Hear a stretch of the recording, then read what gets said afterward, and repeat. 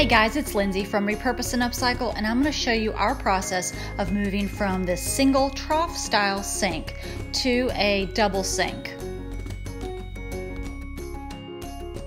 Before we did any demolition, we turned off the water at the main and capped the water lines. Now we had a plumber friend come in, and it just happened that he wanted the granite and the trough sink, so he capped the water lines for us and removed the top. Unfortunately, we could not salvage the cabinet. The cabinet was made to fit that space when the house was built back in the 80s. And if you look closely, you can see all those 2x4s. It is not a standalone cabinet like we were hoping it was going to be. So because it was made with the space, we had to go ahead and demo it, and we have no idea what that is. I'm going to show you what it looks like after they capped the water lines. If you pull the line up, you can see where they cut it, and they just put a little cap there on the hot water and a little cap there on the cold water, and that is the drain. They went ahead and unscrewed the drain, and we put something in there to hold the smell in. We hammered out the doors and the drawers before we tried to demo any of the main cabinet. We cut the cabinet in a few different places and we just pulled it apart.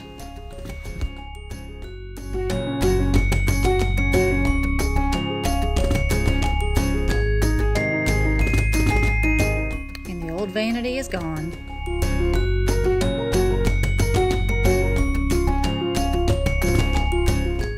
We hired a plumber to come in and remove the single drain and make a double drain.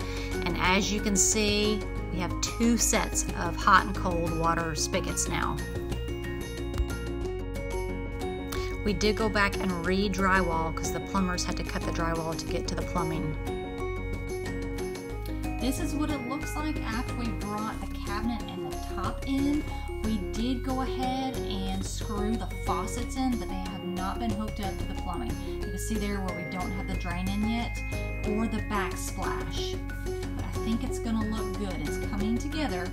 Now it's time to do the finished plumbing.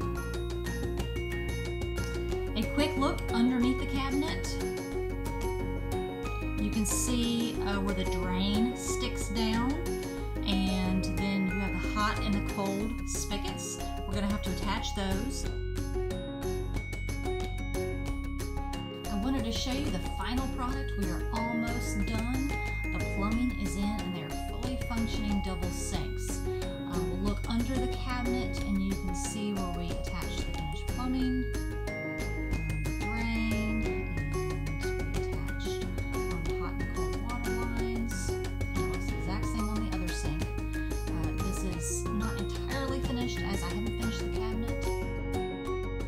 The last thing that needs to be done is to do a little finishing work, add a little drywall patch, and then paint the areas that need to be painted.